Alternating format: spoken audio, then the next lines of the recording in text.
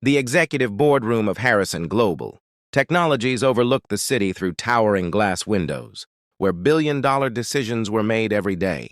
At one end of the polished conference table stood Ethan Carter, a 40-year-old single father with an athletic build, neatly styled light brown hair and calm blue eyes. He wore the same dark gray jacket over a light blue open-collar shirt, exactly like the thumbnail, while holding a cardboard box containing a framed photo of his young daughter, a small potted plant, and years of office memories. Across from him stood CEO Victoria Harrison, a brilliant 33-year-old businesswoman with long, wavy chestnut brown hair, dressed in the same elegant ivory-white business suit seen in the thumbnail. Standing quietly behind her was her trusted secretary, Emily Brooks, wearing the same navy blue business suit, watching Ethan with folded arms and a faint smile. Around the long conference table, board members looked on in silence as Victoria raised her hand and pointed toward the exit. "Mr. Carter," she said coldly, "based on the evidence presented by my secretary, your employment ends today." Ethan slowly looked around the room, surprised but composed. For 10 years he had helped build the company from a struggling startup into one of the nation's fastest-growing technology firms while raising his daughter, alone after losing his wife. Yet today, without a single chance to defend himself, he was being accused of leaking confidential company information. Emily had convinced the CEO that Ethan had secretly sold company data to a competitor, presenting carefully prepared documents that appeared impossible to question. The board members lowered their eyes, believing the evidence was undeniable. Ethan quietly picked up the cardboard box containing the only personal belongings left on his desk. Before walking away, he looked directly into Victoria's eyes and spoke with complete calm. "The deadliest blow doesn't come from the enemy standing in front of you." He paused, glancing briefly toward Emily behind the CEO. "It always comes from the person standing behind you." The room fell silent. Victoria frowned, believing it was nothing more than the bitter words of a disappointed employee. She ordered security to escort him from the building. Ethan nodded without resisting and walked toward the boardroom doors, carrying nothing except the box in his arms and the quiet confidence that one day the truth would reveal who had really betrayed the company. The heavy boardroom doors closed behind Ethan, leaving an uncomfortable silence that lingered in the room. Victoria Harrison remained standing at the head of the conference table, convinced she had made the right decision. Emily Brooks, her trusted secretary, quietly gathered the documents she had presented as evidence and allowed herself a small, satisfied smile that no one else noticed. Meanwhile, Ethan walked through the company's headquarters carrying the cardboard box that held 10 years of his life. Employees looked at him with sympathy, but no one dared ask what had happened. When he reached the lobby, he stopped for a moment and took out the framed photograph of his 8-year-old daughter, Lily. Smiling gently, he whispered, "We'll be all right, sweetheart. We've survived worse than this." He placed the picture back into the box and walked out of the building without looking back. Inside the boardroom, the meeting continued until the company's Chief Information Security Officer hurried inside carrying a laptop. His face was pale. "Ms. Harrison," he said nervously, "we've discovered something serious." The room fell quiet again. He connected the laptop to the large screen and displayed the company's security logs. The confidential files were copied, but not from Mr. Carter's account. Victoria frowned. Then whose account? The security officer hesitated before answering. They were accessed using executive credentials, and every login originated from Ms. Emily Brooks' computer. Every board member slowly turned toward Emily. The confident smile disappeared from her face. She immediately stood up. "That's impossible. Someone hacked my computer!" But before anyone could respond, the security officer opened another report showing security camera footage from the previous night. The video clearly showed Emily entering the executive office after everyone had left, plugging in a flash drive and copying hundreds of confidential company files. The room froze.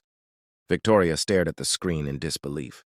Her trusted secretary, the woman whose words she had believed without question, had been the real traitor all along. Victoria slowly remembered Ethan's final words before leaving the boardroom. The deadliest blow doesn't come from the enemy standing in front of you. It always comes from the person standing behind you. At that moment, she realized she hadn't just fired her best employee. She had betrayed the most loyal man in the company. Without another second of hesitation, she grabbed her car keys and rushed out of the boardroom, determined to find Ethan before it was too late. Victoria Harrison drove through the city faster than she ever had before. Every traffic light felt like an obstacle between her and the man she had wronged. Ethan's final words echoed in her mind again and again. The deadliest blow comes from behind. She finally understood what he had meant. The betrayal had never come from him. It had come from the one person she trusted the most. When she arrived at Ethan's modest home, she sat in her car for nearly a minute, gathering the courage to face him.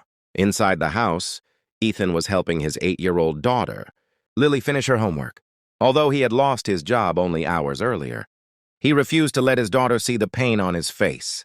He smiled as she showed him her drawing, telling her that no matter what happened, they would always face life together. A knock on the door interrupted the quiet evening. Ethan opened it and was surprised to see Victoria standing there alone. She looked nothing like the confident CEO from the boardroom. Her eyes were red and her voice trembled. "Mr. Carter, may I come in?" Ethan quietly stepped aside. As she entered, she noticed the simple home filled with family photographs, children's books and drawings hanging on the walls. It was a life built with love, not luxury. Lily politely greeted Victoria before walking to her room, sensing the adults needed privacy. Victoria could no longer hold back her emotions. "Emily confessed," she said. "She forged every document. She stole confidential company files and blamed you because she knew I trusted her without question." Ethan listened silently. "The board knows the truth now," she continued. "The police have arrested her, and every accusation against you has been cleared." Ethan slowly nodded, but there was no joy on his face. "I'm glad the truth came out," he replied softly. "But the truth came too late." Victoria lowered her head in shame. "I failed you as a leader." Ethan walked toward the kitchen window and looked outside. "For 10 years, I protected your company like it was my own. I missed birthdays, canceled vacations, and worked countless nights because I believed in what we were building. Yesterday, none of that mattered. One lie erased 10 years of loyalty." Victoria's eyes filled with tears. She realized he wasn't angry about losing his job. He was hurt because someone he respected had stopped believing in him without asking for his side of the story. She stepped closer and said quietly, "Please come back. The board wants you back immediately. Your office is waiting. Your position is waiting. The entire company is waiting." Ethan turned toward her with a calm expression. "A job can be returned in 1 day," he said. "Trust cannot." Those words hit Victoria harder than any criticism she had ever received. She understood that restoring Ethan's title would be easy, but earning back his confidence would be the greatest challenge of her career. Victoria looked him in the eyes and made a promise. "If you give me one chance, I won't just restore your position.